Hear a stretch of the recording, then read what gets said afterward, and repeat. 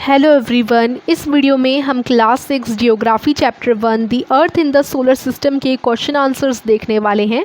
Video को शुरू करने से पहले अगर आपने चैनल को अभी तक सब्सक्राइब नहीं किया तो जल्दी से सब्सक्राइब का बटन प्रेस कर दीजिए। और the earth in the solar system इस चैप्टर की एक्सप्लेनेशन वीडियो मैं ऑलरेडी बना चुकी हूँ, यानी इस चैप्टर को मैं ऑलरेडी एक्सप्लेन कर चुकी हूँ। अगर आपने अभी तक वो वीडियो नहीं देखी तो लिंक मैं आपको दे दूँगी डिस्क्रिप्शन में, वहाँ जाकर वो वीडियो देखना बिल्कुल मत भूलिएगा, जिससे आपको, अगर आपने वो वीडियो नहीं देखी होगी तो आपको ये क्वेश्चन आंसर्स भी अच्छे से समझ नहीं आएंगे। तो सबसे पहले एक्सप्लेनेशन वीडियो देख कर आइए जिसकी लिंक डिस्क्रिप्शन में है, फिर ही आपको क्वेश्चन आंसर्स क्लियर हो पाएंगे। तो क्वेश्चन नंबर 1, यहाँ answer the following questions briefly आपसे बोला गया है, यानी जो क्वेश्चंस आपसे पूछे गए हैं उनका आंसर आपको करना है। How does a planet differ from a star, यानी एक स्टार से प्लैनेट डिफरेंट कैसे होता है, ये क्वेश्चन नंबर 1 आपसे पूछा गया है। ठीक है, तो इसका आंसर आपको ब्रीफली देना है। तो देखिए, सम celestial bodies do not have their own heat and light. They are lit by the light of the stars, and such bodies are called planets. On the other hand, stars are those celestial bodies that are made of gases and have their own heat and light. Sun is a star and Earth is a planet. तो यहाँ थोड़ा brief में भी मैं explain करने के लिए बोला था, तो ब्रीफली हमने एक्सप्लेन किया है कि कुछ बॉडीज़ जो होती हैं उनके पास खुद की ओन हीट और लाइट नहीं होती। ठीक है, वो दूसरे स्टार्स और बॉडीज़ से अपनी लाइट लेते हैं। ठीक है, तो उन्हें हम प्लैनेट कहते हैं। दूसरी तरफ स्टार्स वो होते हैं जिनकी खुद, जो कि गैसेस से बने होते हैं और उनकी खुद की हीट और लाइट होती है। ठीक है, जैसे सन एक स्टार है जबकि अर्थ एक प्लैनेट है।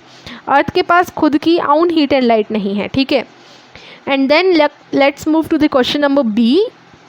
क्वेश्चन नंबर 1 का ही बी पार्ट है ये क्वेश्चन नंबर 1 का ए पार्ट था, ए क्वेश्चन था। क्वेश्चन नंबर बी फर्स्ट का बी पार्ट ये है जिसमें पूछा गया है what is meant by the solar system. Solar system से क्या मतलब है आपका, ये पूछा गया है कि सोलर सिस्टम होता क्या है, what is the meaning of solar system. Basically इसमें यही पूछा गया है। तो 8 हमारे जो प्लैनेट होते हैं और जो सन होता है, and the satellites, the sun, 8 planets, the satellites and some other celestial bodies known as asteroids and meteoroids form the solar system. तो सोलर सिस्टम में बेसिकली क्या क्या होता है, एक तो सन होता है, बाकी हमारे सन के आसपास घूमते हुए हमारे 8 प्लैनेट्स होते हैं। ठीक है, 8 प्लैनेट के साथ साथ हमारे सैटेलाइट्स होती हैं, और सैटेलाइट्स के अलावा भी कुछ अलग अदर बॉडीज़ होती हैं, एस्टेरॉइड्स और मेटेरॉइड्स उन्हें बोला जाता है। तो इन सबको मिला के हमारा सोलर सिस्टम बना है। ये सब उसी जगह घूमते हैं।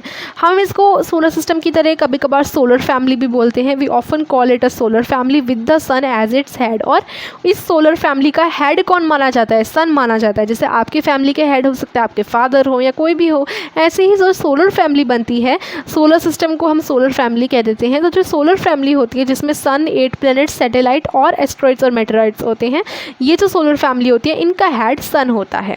क्वेश्चन नंबर 1 का जो हमने सी पार्ट देखते हैं, name all the planet according to their distance from the sun. इसमें आपसे बोला गया है कि सन से जितनी उनकी डिस्टेंस है सभी प्लैनेट की, 1 2 3 4 5 6 7 8, मान लो ये 8 प्लैनेट यहाँ मैंने बना दिए।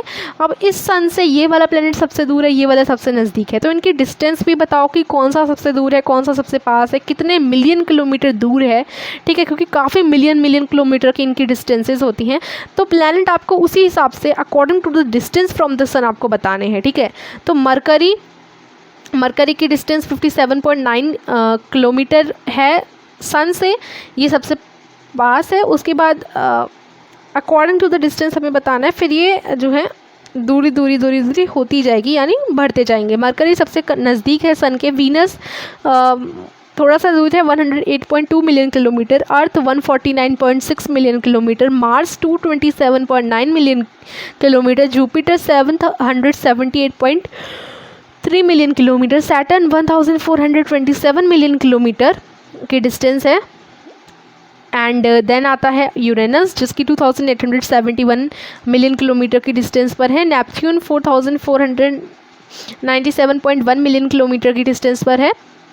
नेपच्यून सबसे ज़्यादा दूर है। तो ये 8 के 8 प्लैनेट है हमारे सोलर सिस्टम में। देखो एक तरीके से यहाँ आपको क्या दिया गया है, यहाँ आपको एक पिक्चर भी दे दी गई है जिससे आपको इजीली समझ आ जाए कि देखो नेपच्यून कितना दूर है सन से, और सबसे पास यहाँ हमारा मरकरी है। उसके बाद 3rd नंबर पे हमारा अर्थ आता है।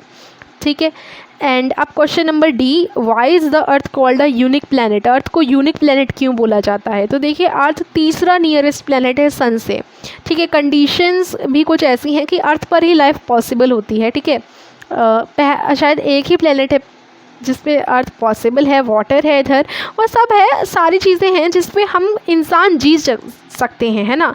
इसी वजह से अर्थ एक यूनिक प्लैनेट है। तो आंसर में आप लिख सकते हो the earth is the third nearest planet to the sun. Conditions favourable to support life are probably found on the earth because it is neither too hot nor too cold. ना ही ज़्यादा गर्मी है यहाँ पर, ना ही ज़्यादा ठंडा है, तो यहाँ इंसान आराम से रह सकता है। अर्थ पर वाटर है, एयर है, जो कि इसेंशियल नीड्स होती हैं हमारे सर्वाइवल के लिए। The air has life supporting gases. Air में लाइफ सपोर्टिंग गैसेज है, जैसे ऑक्सीजन। ऑक्सीजन से ही हम जिंदा रह सकते हैं, और यही अर्थ को एक यूनिक प्लैनेट बनाता है सोलर सिस्टम में, ठीक है। पूरे सोलर सिस्टम में earth is a unique planet because इधर ही सिर्फ लाइफ पॉसिबल है। उसके बाद why do we see only one side of the moon always. हमें मून का सिर्फ एक ही साइड क्यों दिखता है हर समय? तो देखिए, the moon moves around the earth in about 27 days. It takes exactly the same time to complete one spin. That is the moon rotates on its axis at the same rate that the moon orbits the earth. As a result, only one side of the moon is visible to us on the earth. तो ये भी चीज़ हमने पढ़ी थी। यहाँ यही बोला गया है कि जो मून है वो अर्थ पे घूमता है। The moon moves around the अर्थ, यानी अर्थ के आसपास जब मून चक्कर लगाता है तो 27 दिन लेता है, 27 डेज़ लेता है, और एग्जैक्टली यही समय वो अपना राउंड लगाने में भी लेता है। तो जब मून अपना एक्सिस पर रोटेट करेगा तब भी वो सेम टाइम लेगा, और वही सेम टाइम वो अर्थ पे जब ऑर्बिट करेगा, अर्थ के चारों ओर घूमेगा, उतना ही सेम टाइम वो लेगा अर्थ के चारों ओर घूमने में। तो एज अ रिज़ल्ट सिर्फ एक साइड ही दिख पाती है हमें मून की।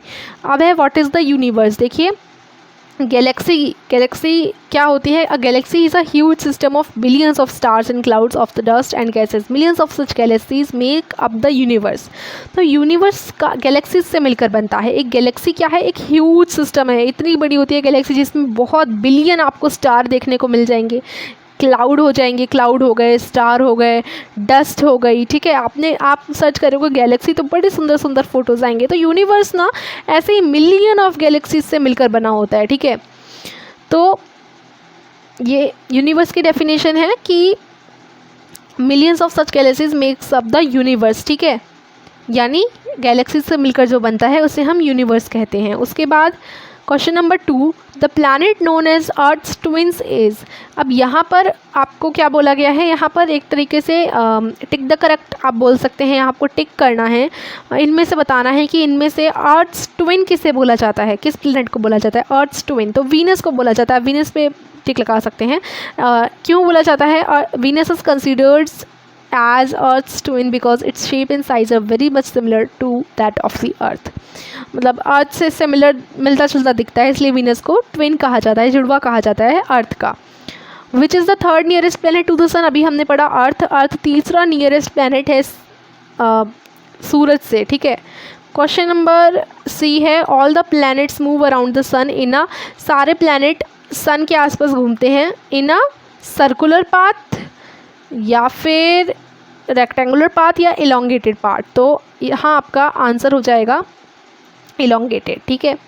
और इन इलोंगेटेड पाथ्स को हम लोग ऑर्बिट्स कहते हैं, ठीक है।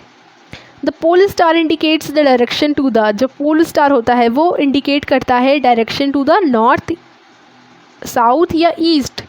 तो नॉर्थ डायरेक्शन को ये इंडिकेट करता है पोल स्टार, तो नॉर्थ पे आप लगाएंगे कि आंसर लिखेंगे इसका। In ancient time people use to determine direction during the night with the help of stars. The north star also called the pole star indicates the north direction. तो देखिए, पुराने ज़माने में ना लोग जो है तारों को देखकर ही रात में पता लगाते थे कि कौन सी डायरेक्शन किस तरफ है। जो नॉर्थ स्टार होता है, नॉर्थ स्टार को ही हम पोल स्टार बोलते हैं।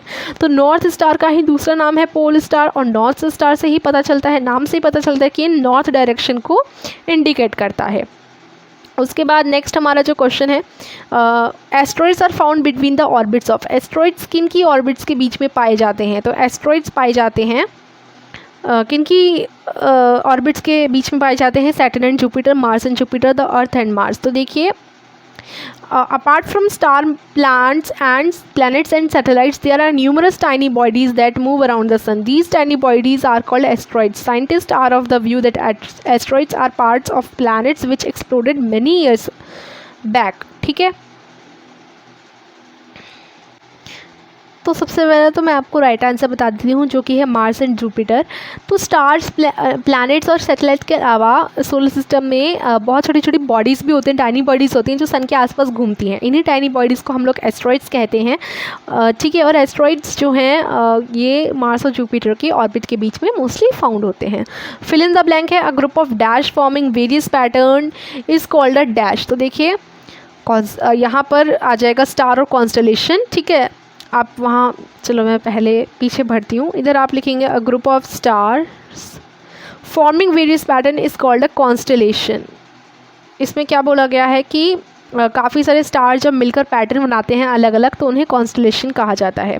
अ huge system of star is called, huge system of star is called, क्या बोला जाता है? गैलेक्सी, ठीक है। इधर आ जाएगा गैलेक्सी। उसके बाद dash is the closest celestial body to our earth. सबसे पास वाली जो हमारा अर्थ से सबसे पास है वो है मून, ठीक है। उसके बाद डी है, dash is the third nearest planet to the sun. इसका आंसर हो जाएगा अर्थ, ई कैपिटल लिखिएगा आप। Planet do not have their own dash and dash. Planet के पास खुद की क्या नहीं होती? हीट और लाइट नहीं होती। तो इधर हीट और इधर लाइट आंसर आ जाएगा, ठीक है। इस तरीके से आप फिल इन द ब्लैंक भर लेंगे। देखो यहाँ पर भी आंसर दे रखे हैं, पहले स्टार फिर कॉन्स्टलेशन। कुछ कॉन्स्टलेशन के नाम है उर्सा मेजर, बिग बियर, ये कॉन्स्टलेशन है, ठीक है। और सप्त ऋषि, ये सबसे ज़्यादा रिकॉग्नाइजेबल कॉन्स्टलेशन है। तो पहले ब्लैंक में आप स्टार और कॉन्स्टलेशन भरोगे, दूसरे में गैलेक्सी, तीसरे में मून आ जाएगा, चौथे में अर्थ और पाँचवें यानी ई में हीट और लाइट भरा जाएगा, ठीक है। तो ये था हमारा चैप्टर नंबर 1 का बुक वर्क यानी क्वेश्चन आंसर। आई होप आपको समझ आए होंगे। तो वीडियो को लाइक कर दीजिए, चैनल को सब्सक्राइब कर दीजिए और शेयर कर दीजिए। Thank you for watching.